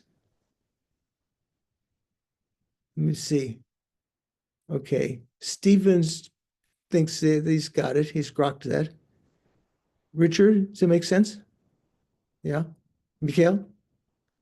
There's nothing complicated there, right? Okay. So let me continue reading Jeffrey just because we're there.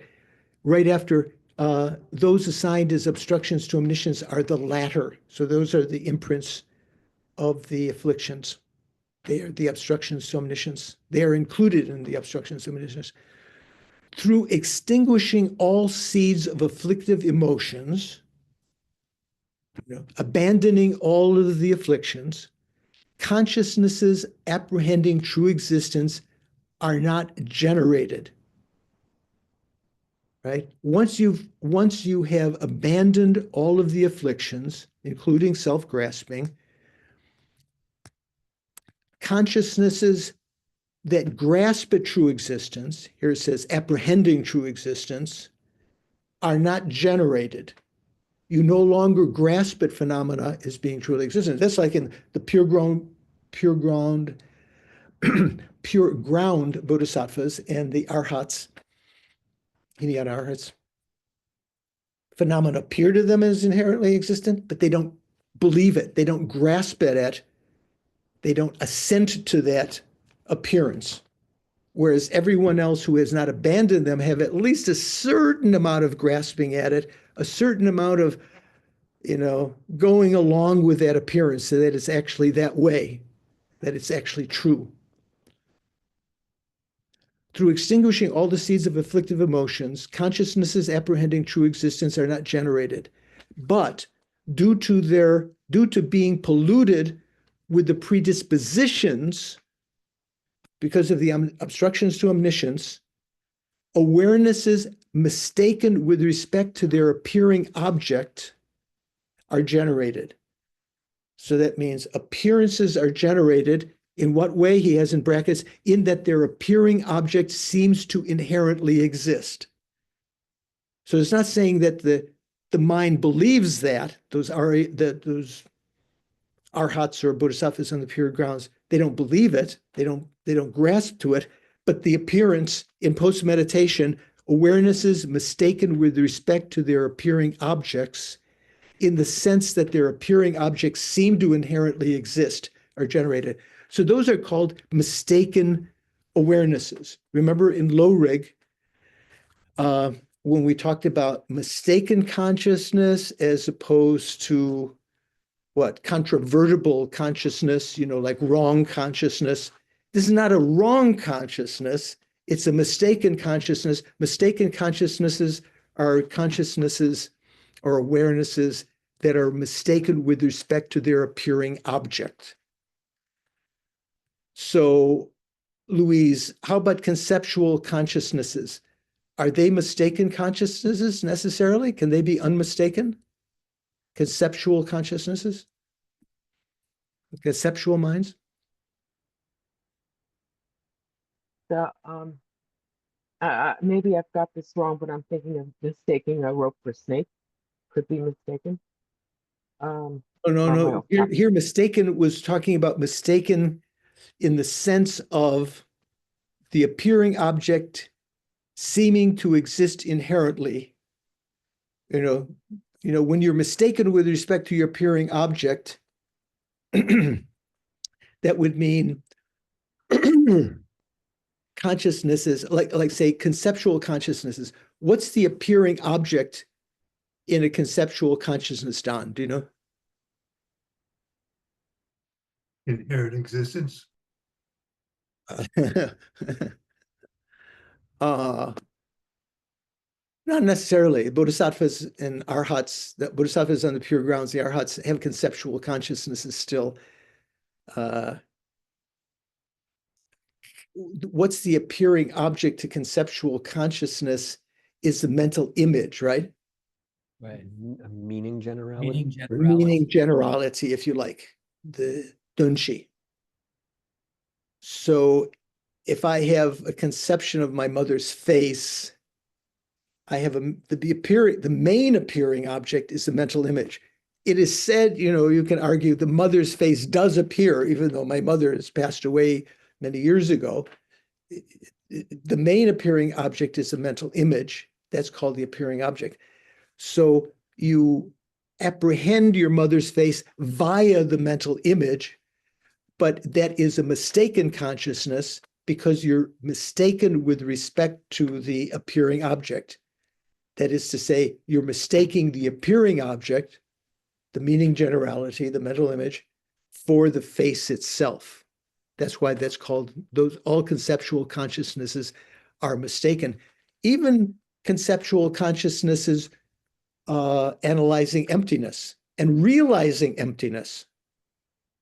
Even the conceptual consciousness realizing emptiness. It's a correct consciousness, right? They're still mistaken with respect to its appearing object. That's what's being talked about here. Making sense? So the Paul's answer, not so the sure. answer to your question to Louise was that all conceptions are mistaken. All conceptual consciousnesses are mistaken consciousnesses, yeah, because they're mistaken with respect to their appearing object, which is the meaning generality, which we generically call the mental image, right? Okay, so in Jimba's text, that section that we just read in Jeffrey, of the two types of habitual propensities toward afflictions, one in the form of a seed of the afflictions and the other not in the form of such a seed, it is the latter, which is not a seed, which is an imprint, that is understood to constitute the obstruction to knowledge. As such, with respect to the three classes of persons cited above, because all the seeds of the afflictions have ceased for them, right? They are either arhats or you could call them Mahayana arhats, the bodhisattvas on the 8th, 9th, and 10th bhumis, because they've abandoned all of the afflictions and their seeds. Because all the seeds of the afflictions have ceased for them, grasping at true existence no longer arises in them. Nonetheless, since they remain tainted by the habitual propensity toward ignorance, or you could say the imprints of ignorance. I'm not sure why he puts toward ignorance here. because they're tainted, they are stained by the imprints of ignorance, cognitions deluded with respect to their appearing objects still arise in them. That is, cognitions mistaken with respect to their appearing objects, in the sense, as Jeffrey has in brackets, that they appear to be inherently existent, whereas they are not. That's why they're mistaken consciousnesses. So for the Prasangika, all of these consciousnesses are mistaken consciousnesses. Okay, how are we doing? Making sense? Okay, so I'm just going to read one more paragraph here, and then we'll do a little bit elaborate dedication, because this is the last class of 8 before a long vacation, the last class of the year. This is the 99th class. So we'll do the final Lan Rim dedication prayer that was composed by Lama Tsongkhapa. Not very long. We'll put that up in a second. And a prayer that was requested by Kebje Ling Rinpoche when he was nearing death, from the Chakra Samvara Tantra, that some of you maybe John reads that sadhana occasionally. John, the Haruka Body Mandala sadhana, the dedication, you'll recognize the dedication. Okay, so let me just read this next paragraph. Since in Jimpa, since Aryas who have yet to attain Buddhahood, why does it say it that way? Well, because is the Buddha an Arya? John thinks so. Snehi, sometimes you're contrarian. Is the Buddha an Arya? Yeah, he's realized emptiness. He's a superior being. Since the Aryas who have yet to achieve Buddhahood, to attain Buddhahood, have still not eliminated ignorance belonging to the class of obstructions to knowledge, to omniscience. That means they haven't abandoned the imprints of ignorance. So it's labeled ignorance, but it's not really ignorance in the sense of being active in causing misunderstanding. They have still not eliminated ignorance belonging to the class of obstructions to a knowledge. Therefore, the two states, post-equipoise states, characterized by dualistic conceptual thoughts, well, we say dualistic appearance and conceptual thoughts, and also meditative equipoise, which is devoid of dualistic perceptions, dualistic appearances, they will occur intermittently. That is, for other than Buddha, you can't have them at the same time. You can't have a dualist, you can't have a direct realization of emptiness simultaneous with the appearance of phenomena, conventional phenomena existing. Only the Buddhas can perceive the two levels of truth at the same time. That's what that's saying. That sounds familiar, right? We've heard that before. Jeffrey translates that, since superiors who have not been Buddhified, who have not become Buddhas, as Jeffrey says, who have yet to achieve Buddhahood, since superiors who have not been Buddhified, I like that, have not abandoned the ignorance that is an obstruction to omniscience, that means the imprints of ignorance, they have an alternation, other than the Buddha, they have an alternation between conceptuality involving the appearance of inherent existence and or conventional phenomena in states subsequent to meditative equipoise. They alternate that with the absence of such appearance in meditative equipoise.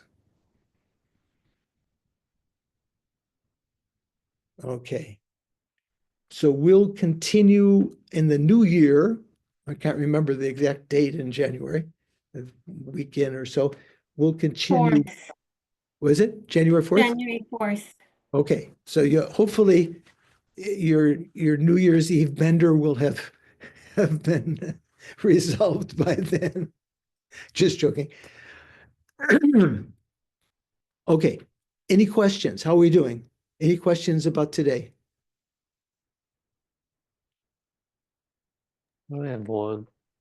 Okay, go for it.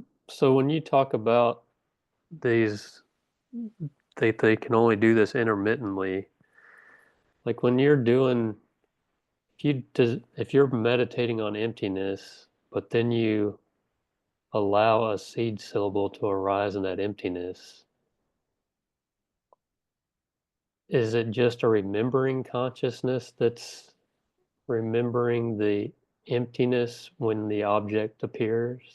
Or Well, because it sometimes feels like it's simultaneously.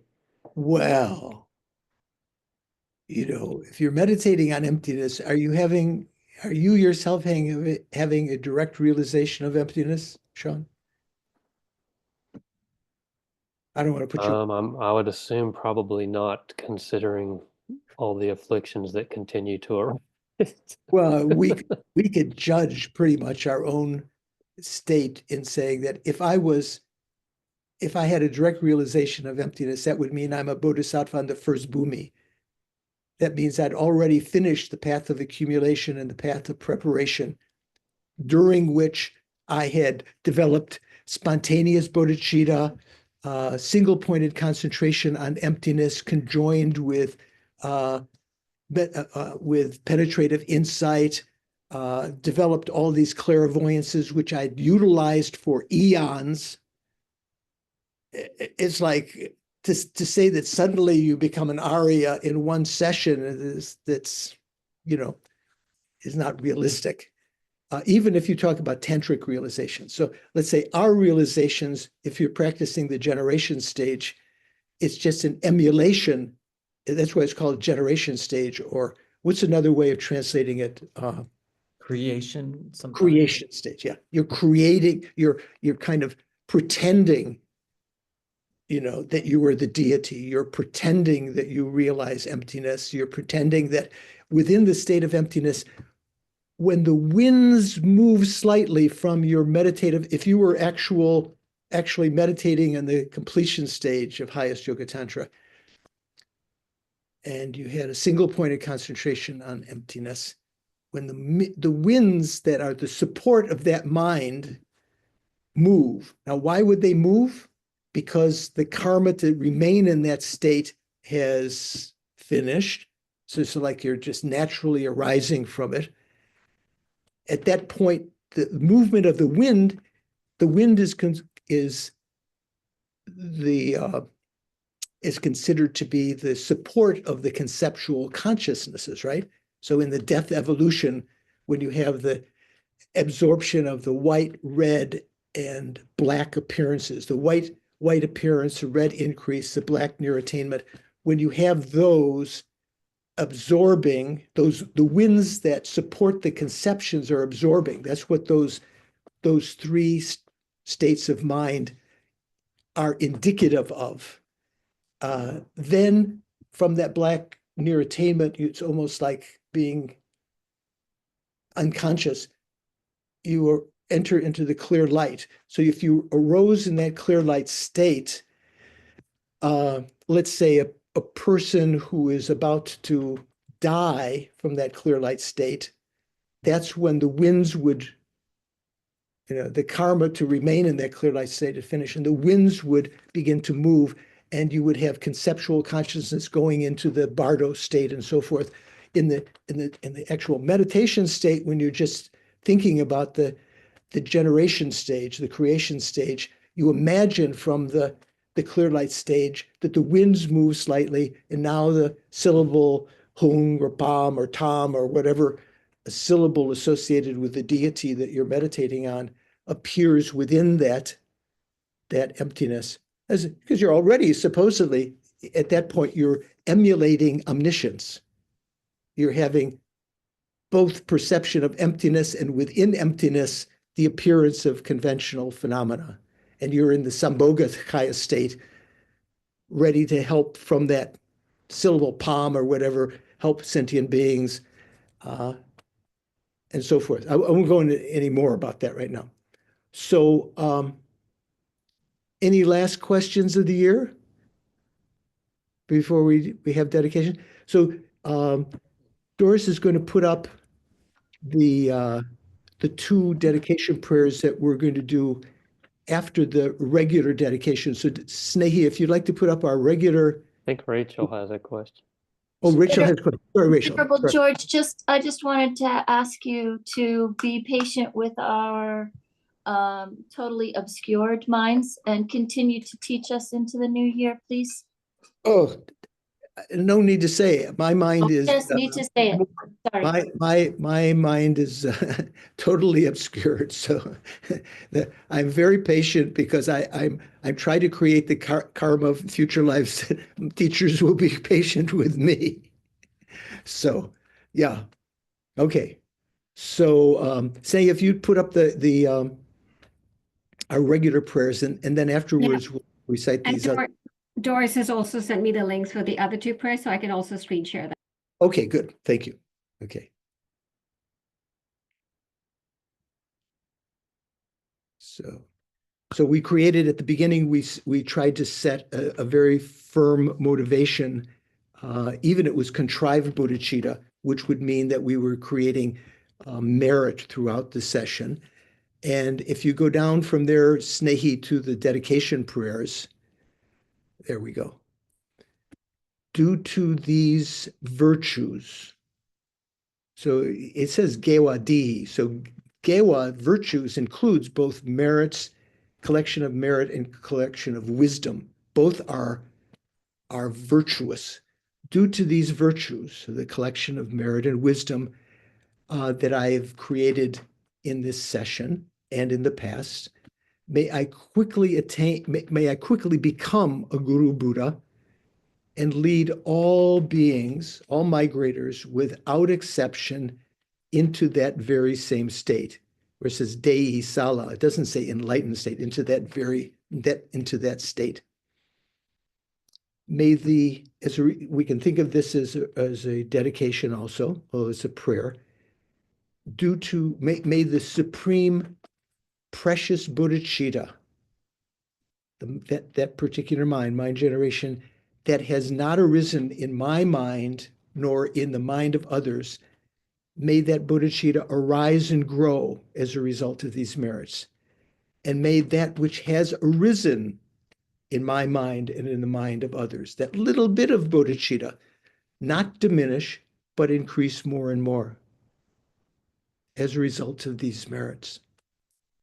And for our incomparable Lama, Sopa Rinpoche, peerless teacher and assembly of children of the victorious ones, Shravakas, Pratika Buddhas, victorious Losang, father and sons, together with your lineage, all the objects of refuge of the infinite realms, please bestow now, here and now, the virtue and goodness to accomplish this prayer.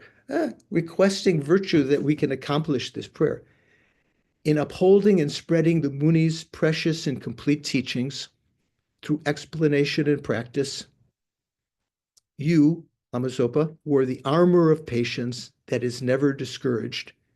Incomparable, venerable Guru, to you I make request. Sole gateway through which all benefit and happiness emerge, while striving exclusively for the welfare of the conqueror's teachings and for mother's living beings, you suddenly departed to peace. At this I lost hope. Nevertheless, through the undeceiving truths of the oceanic blessings of the three jewels, so this is calling upon the power of truth, due to the undeceiving truths of the oceanic blessings of the three jewels, one thing, and the great waves of the bodhicitta of the bodhisattvas, the children of the victorious ones.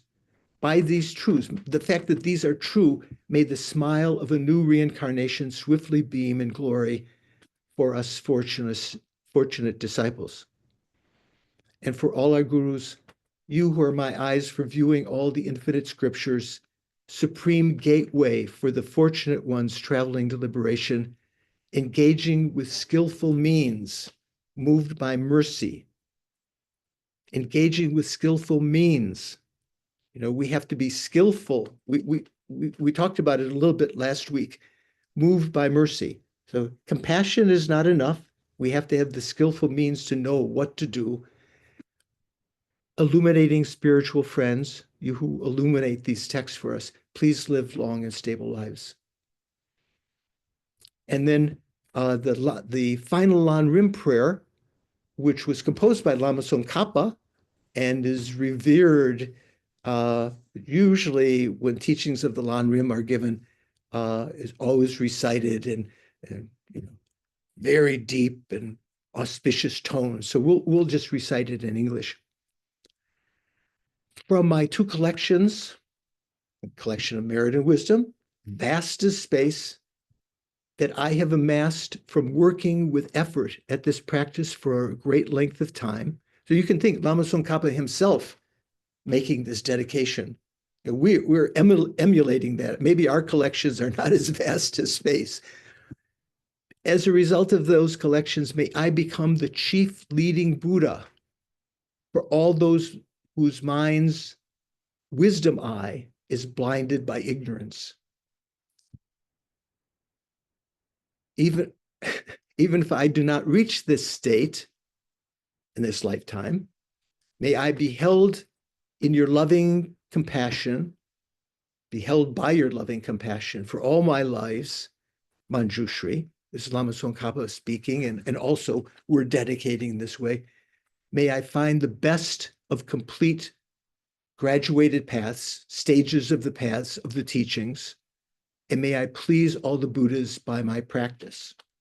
So that means we're praying that in our future lives, may we encounter the stages of the path that is the most complete and best, superior, that includes the person of lower scope, intermediate scope, and great scope, not just one alone. Using skillful means drawn by the force of compassion, again, may I clear the darkness from the minds of all beings with the points of the path as I have discerned them. May I uphold the Buddhist teachings for a very long time. With my heart going out with great compassion, in whatever direction the most precious teachings have not spread, or once spread have declined, may I reveal the treasure of happiness and aid. In other words, in places where the teachings have not reached, out of my compassion from my heart, may I spread the teachings there, and where they have declined, may I try to improve them. May I reveal this treasure of happiness and aid. May the minds of those who wish for liberation be granted bounteous peace, and the Buddha's deeds be nourished for a long time. By even this graded path or stages of the path to enlightenment, completed due to the wondrous virtuous conduct of the Buddhas and their sons, the Buddhas and their offspring, the Bodhisattvas. May all human and non-human beings who eliminate adversity and create conducive conditions for practicing the excellent paths. So that means non-human beings, see the protectors, the dakas and dakinis, various spirits like this who eliminate adversity, adverse conditions, and on the other hand, create the conducive conditions for practicing. And also humans are teachers who eliminate adverse conditions for us and create conducive conditions for the practicing the excellent paths. May they never be parted in any of their lives from the purest path praised by the Buddhas.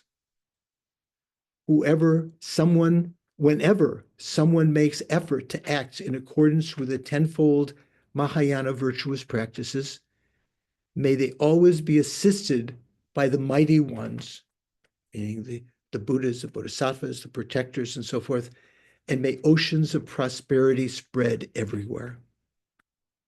This is a famous final Lan Rim prayer by Lama Tsongkhapa. So if you like to keep that amongst your store of PDF files.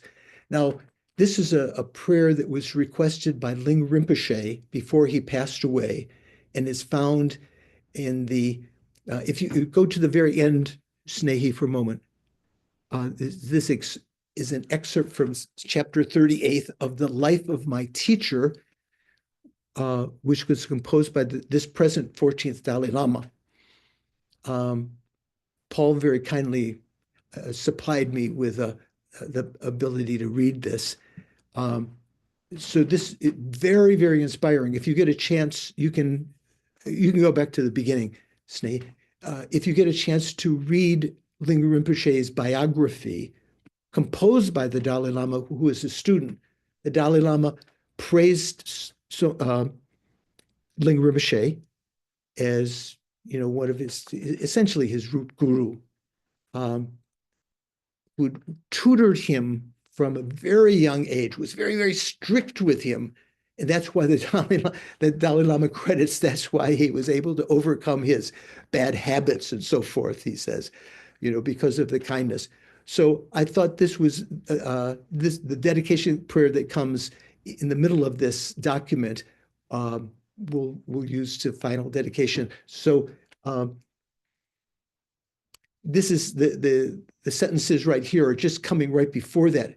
He says, previously, I had offered to Rinpoche a copy of the Sutra of Immeasurable Wisdom and Life and its mantra. So I think that's the sutra that we were talking about, that we had the dharani of, the Sutra of Immeasurable Wisdom and Long Life, and its mantra. So this is talking, the Dalai Lama had offered to Ling Rinpoche a copy of that sutra written in gold ink and asked the Labrang manager. The Labrang is the sort of the institute that helps to house a Lama. So it's sort of like his housing unit. So the manager of the Labrang, the Dalai Lama asked him to have it recited a set number of times. Consequently, as a result of my request, Kyongla Ratu Rinpoche, Kyongla Tuku, who we've all experienced his passing away last year, and many, many experiences of the Tibet Center in New York City. This is the same Kyongla Ratu Rinpoche, who was the disciple of Ling Rinpoche and who was there when Ling Rinpoche was passing away and was helping. Kyongla Tuku, who was helping Rinpoche with his recitations. When Ling Rinpoche couldn't recite what he had committed to recite every day because of being ill, Kyongla Rinpoche would recite for him. And Sangra Jampa Tuku, Jampa Rinpoche, very great Lama, who was also very, very close to Ling Rinpoche, and who I had the great pleasure of meeting and spending time with when he was in Italy at Istituto Lama Tsongkhapa. Jampa Tuku was the Lama. Jampa Rinpoche was the Lama that did the exorcism of this little Italian girl I'd mentioned sometime in our previous teachings when she was possessed by pretas. Anyway, Sangara Jampatuku, while Kyongla Rinpoche and Sangya Jampatuku were reciting the sutra many times every day, Rinpoche especially, that means Ling Rinpoche, especially asked Kyongla to do the repetition of the mantra. So that's the dharani that we ourselves, we had the lung and we talked about it. One afternoon, Rinpoche asked for the concluding verses of the Chakra Samvara Body Mandala prayer to be recited. Rinpoche recited these verses with Kyongla. So that means Ling Rinpoche, he asked the prayer to be recited, and Ling Rinpoche himself recited it along with Kyongla Ratu Rinpoche. So this is the prayer I wanted to as a counterpose to the Lan Rim dedication. So this is a dedication and auspicious verse of the tantras, especially the Chakra Samvara. You remember some time ago when Shanka had just received, and so others had received the Yamantaka empowerment. And we read the very short dedication prayer and auspicious verses at the end of that short sadhana. And Stephen had pointed out some question about the meaning of some words and so forth. So that was very interesting. So this is from the Chakrasamvara Tantra, which is in the Galupa, the three great deities are the Guhya Samaja, the Chakrasamvara, and the Yamantaka. So this is the prayer from the dedication at the end of the body mandala of Chakrasamvara. In this lifetime, if I do not attain the supreme state, if I don't achieve enlightenment in this state, in this lifetime, I pray that at the time of death, I may be welcomed by the deity, the father, the Chakrasamvara, his consort, and entourage, accompanied by breathtaking offerings, beautiful offerings, the sweet sounds of musical instruments, and the sort of a multitude of miraculous, auspicious signs. Here Jim is just translating it more simply, wonderful, auspicious events. Then at the conclusion of the clear light of death, I pray that I be led to the land of the pure dakinis, where tantric knowledge holders, the Vidyadharas, practice the supreme path, and that I quickly complete it at that time, in that pure land, this profound path. So I wanted to share that with you. And then the concluding, just the verse right after that, I thought was very interesting, so I added it here.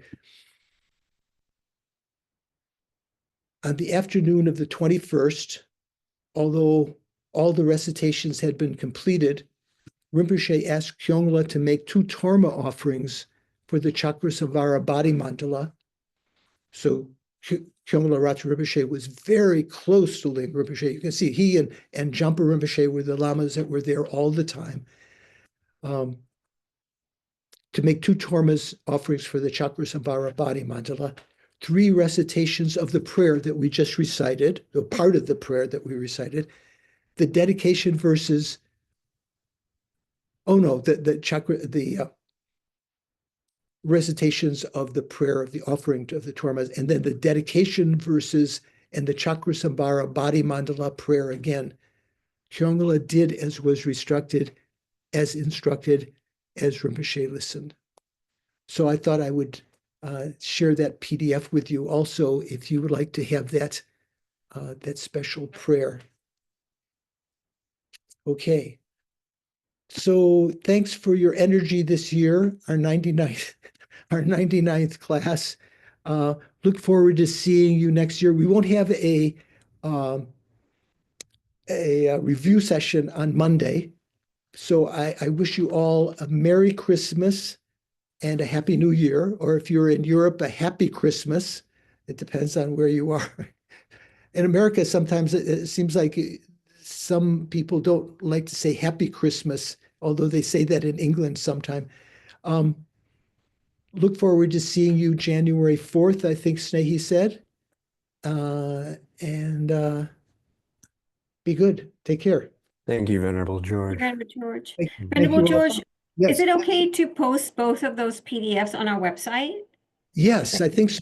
It actually says excerpted from that text. So that should be not have any kind of copyright difficulty, because it's such a short excerpt for this purpose. Thank you very much. And Take care. Venerable George, I Yeah. just want to say thank you for your energy and patience through hurricanes and all kinds of stuff to Oh, keep yeah. coming back every week after week to teach us. Thank you so It- much. It's been my honor, and I want to thank also Harry for listening in the background. Harry Sutton, my old friend, many years. Thank you, George. Take care, everyone. Thank you, George.